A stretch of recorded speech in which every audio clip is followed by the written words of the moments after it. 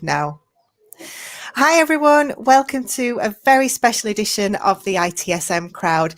We are talking today about a new partnership that ITSM Zone has just launched with the Makeda Foundation, and in this episode we're going to share a little bit more about the partnership, about the work that Makeda does, and we've got some of the Makeda entrepreneurs with us as well who are going to talk a little bit about their businesses.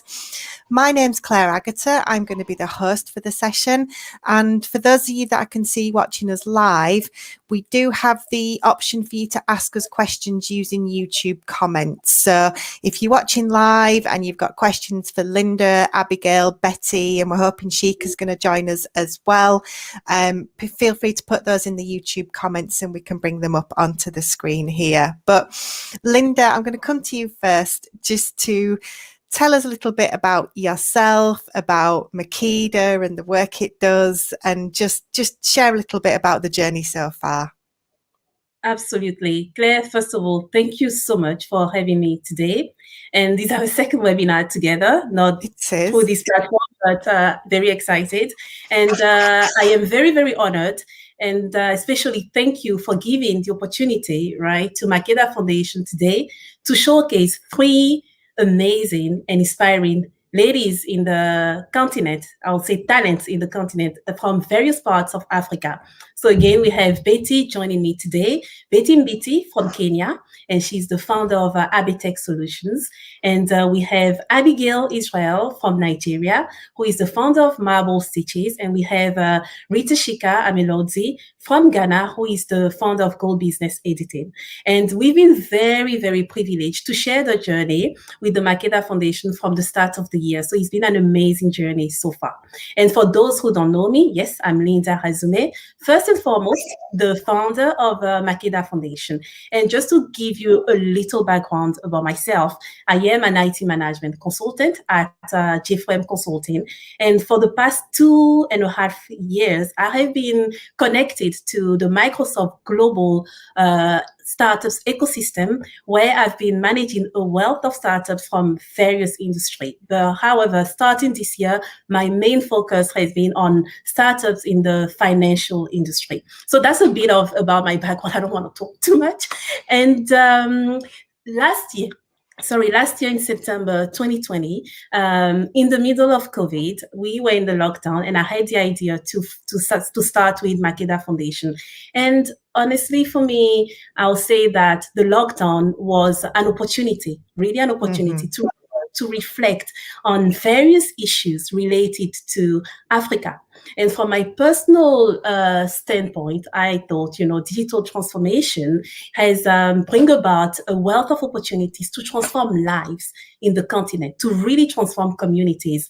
And who better to support than, for just an example, these 3 ladies, in Africa seeking to leverage technology to really solve local problems, to create opportunities for fellow women, and really to create platform for women to have a wider reach to sell the solution to really gain market value. And additionally, I wanted this focus on women to challenge the status quo and bridge the digital gap and bridge the gender parity gap by helping women to contribute towards the development of the community. And for me, the most important really is to see more women becoming more financially more independent and really contribute towards the economy.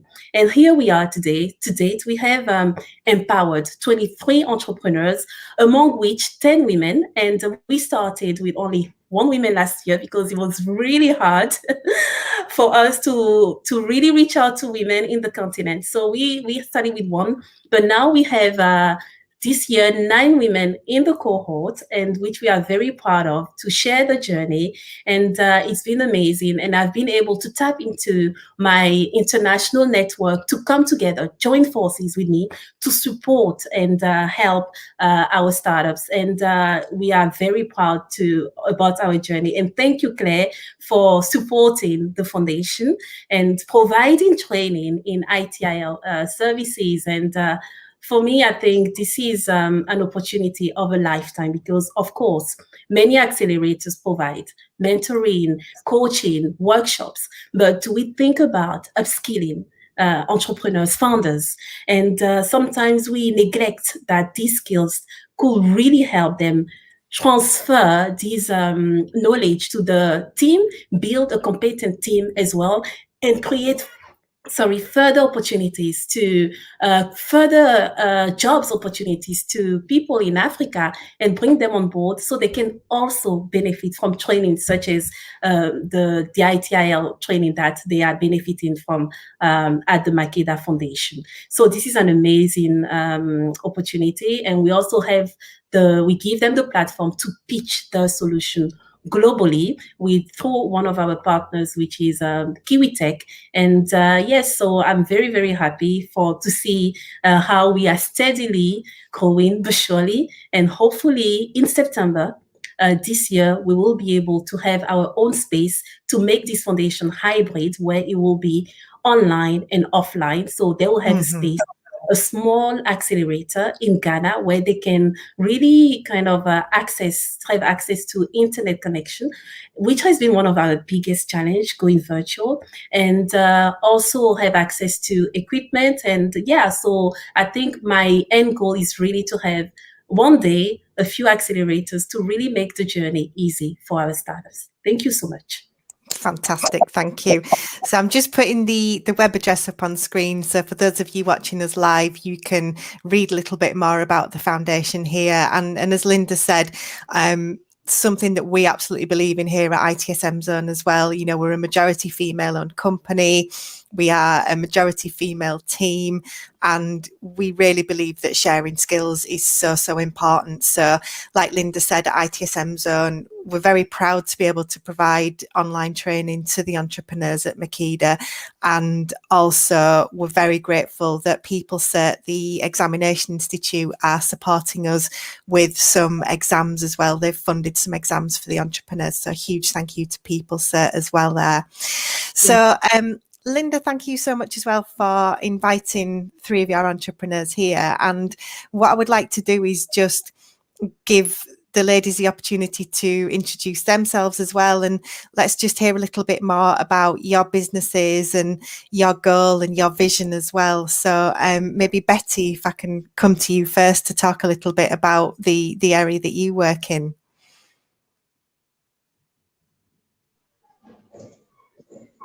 Thank you so much, Clara, for this opportunity, and Makeda too for giving us an opportunity to be here this morning. I'm so grateful. My name is Betty Mbithi, and I'm from Kenya. My background is business development. I'm the founder at Habitech Business Solutions. It's a social enterprise empowering women from rural areas with skills so that they can build sustainable businesses. Currently, we are working on a project called Farm Delicious. It's a food supply chain that is using mobile technologies to support these women with access to markets. Those that are dealing with industrial crops, they come from coastal region of Kenya. And we do this by aggregating and delivering directly to the local and food manufacturers who seek high quality and healthy traceable ingredients. What we are doing for this, we want them to get out of the poverty and also have access to markets because they have these products, and most of them, they already have been doing this for many years, but the problem has been accessing these markets. So being here, I'm so grateful because Makeda has given us a platform for us to be able to see how best we can support them. And I'm very glad for that. And thank you to Clara for the training and everything that you're adding value to your organization. Thank you. Thank you, Betty. And what kind of challenges are you experiencing with your business? One of the challenges, because we work with the rural communities, these are people that have very poor infrastructure. One of the things is that the food gets wasted very fast because they don't have very good infrastructure to get the food in the market. They also face problems with accessing digital tools because the internet and network is not very well in the rural areas.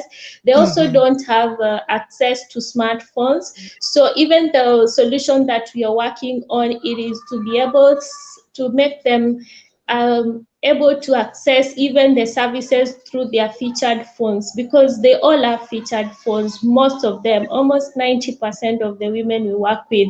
And so the solutions that we're working on, we don't want to stress them even more, because we can't just say that the infrastructure is going to come out just like immediately, but we'll have to do with what we have. So those are some of the challenges that we face.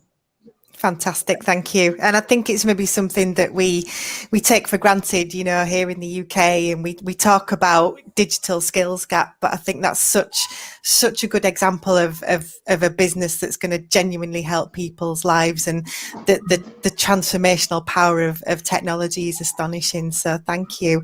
And Abigail, if I can come to you as well, please, to learn a little bit more about your business. Hi, thank you so much. Hi. It's such an honor to be here. I hope you're good. So my name is Abigail Israel, and I'm the founder and creative director of Marvel Stitches. The truth is that as individuals, we pay little attention to how much our clothing contributes to our psychology. I mean, think of how, as a child, how you feel when you get new pieces of clothing, maybe during Christmas or whatever festive period, or even as an adult, when you order something online and what you ordered is exactly what you get. You know how you're able to feel, how confident you feel about yourself. However, when it comes to shopping online, sizing is a very, very big issue. 40% of returns that happen is attributed to sizing issue. Also, in a country like Nigeria, affordability is a very big thing. A lot of people, as Nigerians like to party, they like to slay as one. So a huge proportion of our disposable income, in fact, about 80% of our disposable income is still spent on food. So as much as people would like to party and wear awesome clothes, there's still a challenge of how they're going to be allocating their funds. And so to be able to address this and some other issues, Marvel Stitches decided to provide digital tailoring services for men, women, and Afrocentric fashion brands. So think of you going to your tailor shop, but on your phone. Think of the way you would want to feel if you go to a tailor shop to get like an Afrocentric piece of clothing, and you would want to try the clothes on, stand in front of the mirror, turn 360 degrees and see what it fits like. So our solution is set up to address such issues, and also for affordability, we come up with a solution that allows people to put aside money monthly, so that in future they'll be able to acquire clothes that they might need for themselves later. Also, because happiness is like our major tag phrase, I ensure that, because a lot of women, when it comes to fashion businesses, are very laid back. A lot of people are just they just want to push, they just want to sew. They don't like aim higher, like, okay, I want to build a business out of it. I'm taking upon myself to ensure that a larger proportion of people on my team. I have 10 people in my team at the moment, and we're like 7 women. Yeah, a total of 7 women. So even for training, I ensure that I pick women just to ensure that more people or more women see themselves grow and know that, okay, a business can come out of fashion, not just as an artisan or a general or random people. Also, a proportion of our income yearly goes to like children in the orphanages. You know, like I said, when I started like giving this story, I mentioned children. So people in the orphanages, they're used to hand-me-down clothing, especially in Nigeria. So during the festive period, we try to come up with a project that allows these kids to have something tailored to their sizes, new fashion items, and things like that. We've been operating for 4 years now, and we are able to say that we are proud of how far we've come. Thank you so much. And are people quite open to this idea of clothes shopping virtually, or do people still like to touch things and try them on? Yeah, actually, that could be a challenge. But the thing is that we've been able to grow a certain level of trust. At first, when we started, in fact, when I started when I had a lot of people said I was crazy, it's not going to work. And then I started officially in 2015. And till now, we've been able to grow our revenue by 12x. And that's to show you how more people are able to open themselves to the idea of, oh, okay, this is actually something, especially the COVID period, when like this pandemic, when people can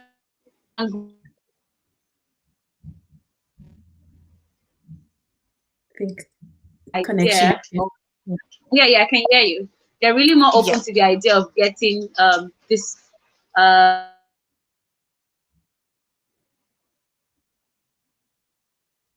so to be able also to be able to attend to the issue of filling fabric, ensuring that we bring in virtual reality later so that people can see, okay, this is how the fabric looks like, experience what it is that they will experience if they visit a physical tailor shop. Fantastic, thank you. And I think you're right, COVID has accelerated so many different digital products and services, so it's kind of created opportunities. And Rita, Shika, if I can come to you next, please, if you can just tell us a little bit about yourself and your business. Yes, I hope the sound is good. We have a storm this morning, so the storm cuts the power off. My name is Rita Melogy, the founder of Gold Business and Editing Solutions based in Ghana. It's a platform that provides a convenient and fast. It might be better, I think, if you turn your camera off, if you want, Shika. The sound's coming in and out. Clients to get their documents. So, is the sound better? Yes, it is. Yes. Yes. So it's Gold Business and Editing Solutions. It's a confidential and fast work system that allows our clients to get their documents created, edited, and then translated. Currently, we are a team of 4. We have 5 women and then 4 gentlemen. We believe in that. We've organized several training sessions on blogging where we help women especially use blogging as a tool to tell their stories. We do this business because when you check online, there are so many freelance work platforms. However, editors, translators, and then content creators get lost in the whole crowd because people are more focused on programming and other creators. And so we've created a full service editing and writing research platform and then community to help people get dedicated editors, researchers, and then writers who are top talents in Africa. Underemployment and then unemployment is a major problem in Africa. And so what this solution do is to help Africans work remotely and then earn a sustainable income. That's fantastic. Hello. Thank you so much. Yep, we can hear you. Yes. Thank you, Shika. I think three really different businesses, but absolutely inspirational. And you know, I know it can be frustrating dealing with connection issues, but to be able to build a digital business whilst working around poor infrastructure, I think is just massively inspirational. So thank you, Betty and Shika and Abigail, for sharing those stories. So Lynda, coming back to setting up Makeda, what was the main vision for you? What was the real driver? For me, the real drivers is, I've been reading a lot in the past years about statistics about women and literacy in Africa. And also my dad his mission has always been to empower mostly adults education, and especially women. And growing up, I've always heard him talking about the literacy gap in Africa affecting the gender, and it's always been something that I feel like even now that he retired, he's still not complete. Still not fully satisfied, because he feels like his mission hasn't been accomplished, and he's still basically talking about the fact that, you know, our governments are not doing enough to empower women. And, you know, it's not just us talking. The statistics are there, the reports are there to showcase what's really happening, the reality of our continent. And for me, and also I know that in Africa, based on my readings and research, the continent hosts the highest rate of women entrepreneurs, you know, and some of these women start not out of passion. It's just because of a challenge they face in for those who have a formal education for hiring to get a job, and also for those who are not literate really to find a job, and also to help and support the family. So really, entrepreneurship in Africa for women is out of necessity. Right? So I thought I cannot start this mission without having the vision, right, to empower women, fellow women, because myself, I'm African, and he says there is a proverb in Africa that says it takes a village to raise a child. And for me, you know, the more the diaspora come together to support the continent, to support women, the more results and the more improvement we will see. So there was no way for me to start Makeda without including fellow women like me. So yeah.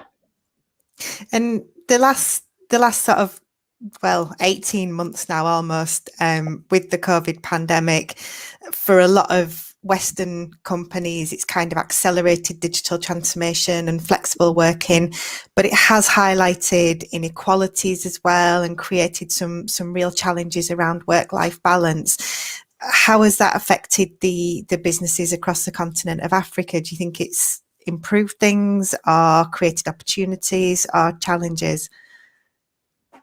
Yes, I'll say that the pandemic has shaken the continent in a dramatic way, and there've been a lot of more founders coming forward. And every day I'm hearing about digital hubs, and even governments are now building massive accelerators to support founders, because it was a wake-up call. It was the reality that this is it. This is the digital transformation revolution that usually happen in years, happening in days. So Africa cannot stay behind. This is the time for our authorities to do something about it. We are not there yet, but I want to be optimistic. And I want to say that comparing to many years back, there is an improvement. You know, we may have not reached the figures that we want to reach, but Africa has a lot of opportunities. Is a continent, you know, ripe for opportunities, for investment, and many people don't realize that. But the way now, I always say, is if people start investing in Africa, definitely there is a way to rise. And I think now government bodies and institutions are realizing the impact of digital transformation, and more women as well now are using, even when those who can't read, for example, they're using mobile technology to make mobile payments, you know. So sometimes you wonder, how can they use mobile? They cannot read. All right. It just shows that, you know, when you apply technology to women everyday's life, to women needs, you know, there is a way to improve the digital education and to really get them integrated in society. Yeah, and Abigail, Betty, and Shika, just to come back to you've all mentioned that you've got teams that you're working with. How are you finding it getting the people with digital skills? Do you need to do a lot of training with people, or are the digital skills that you can access in your employees?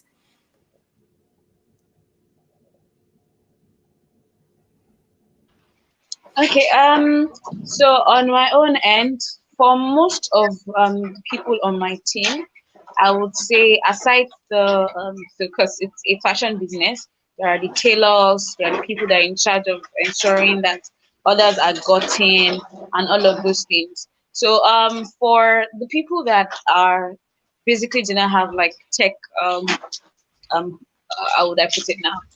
They're not tech savvy, or they don't have like tech background. We just try to start from the basics, like, okay, how do you use an Excel sheet? If an order comes in, this is how you manage. We just have to take it like gradually and say, okay, this is where this step comes from. Although it was a challenge at first because it seemed like I had to be everything at the same time. I had to be the customer service person. I had to be the one handling logistics and all of that. But I realized that if I'm going to scale and make the business run, I have to like carry my team along and just let them start from the little things. And so far, they've been able to like pick it up one after the other, and it's been going great. My team, a couple of them can use some of the tools that we use or whatever it is that we need to do. Fantastic, thank you. And Betty, Sheikha, I don't know if you want to add anything there. Yes, so for me, it has not been an issue because most of the people I work with are, like graduates from the university. They are either millennials or so usually they are already technology savvy. They don't need so much training to get to work with technology. Yes. Thank you. And Betty, how about you? Okay, just like Shika said, the people that we're working with, we have a team of 6 for Habitech and also an additional of 2 for Farm Delicious. And mostly we work with young people. These are people that we are giving an opportunity so that because we're also creating employment for young people. And like she said, this is a techie service. So the only challenge is now ensuring that the community embrace that and adapt that. So we ensure that we use the simplest technologies as possible. We don't want to make life very complicated for them. Yeah, so basically that's how we are going around it. Fantastic, thank you. And again, the pandemic's also kind of highlighted the fact that people can work from anywhere. And I think that the workforce is becoming much more global, particularly in tech industries. So Lynda, just to kind of close off this episode, we're very proud to be working with Makeda at ITSM Zone, and our exam partner PeopleCert have come in to support as well.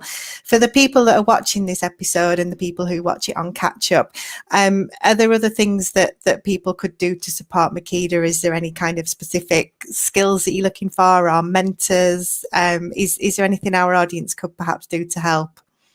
Yes, absolutely, because I think we are going to grow even further. I've been having some calls from the continent, from Africa, and talking to some accelerators who want really to kind of join us because they're working with a lot of, one of the accelerator is working with 350 underserved women. And wow. That's how. And they are asking us how we can what kind of support we can give to these women and partner with them to support these women. And I also have access to other channels where women need a lot of support. And unfortunately, with the foundation, we always try to keep it niche and support. So I think the smaller, the better focus, because we give one-to-one mentoring, coaching, and the workshops. But with how things are going, I think we're going to have to increase, but we need to recruit more mentors, more experts, and to support these women. And I'm definitely happy if anyone wants to reach out to discuss how they can empower these women and support the foundation. Fantastic, thank you. I know we have a lot of very experienced business people who watch these episodes, so if you do want to get involved in mentoring, contact me, contact Lynda, and we'll make sure we get you involved with that. So from my perspective, huge thank you to Betty, to Abigail, to Sheikha for joining us. It's lovely to see your faces as well as the chat that we've been having over email. And Lynda, what you're doing is absolutely inspirational, and I think it's so exciting, and we're really happy and proud to be involved as well. So thank you very much for being with us today. Our next episode of the ITSM Crowd is actually coming very soon. It's next week. We're going to be talking with Daniel Breston and Ivan McFarlane, who are both luminaries in our industry who are coming towards the end of their career. So we're going to talk about retiring from service management, and also how companies need to plan around the fact that people are going to retire and how they make sure that they've got resilience around that. So I really hope you can join us for that one as well. I think it's going to be a good episode. But for today, thank you, Lynda. Thank you, Betty. Thank you, Abigail. And thank you, Sheikha, for joining us. Really, really appreciate you taking the time, and wish you every success with your businesses as well. Thank you to everybody who's been watching too. And we will see you on the next episode of the ITSM Crowd. So bye, everyone. Thank you so much too. Thank you, ITSM, for how you're contributing. Thank you for having us. Bye. Thank you, people, as well. Thank you, Claire. Thank you so for much. how you're contributing to us too. Thank you.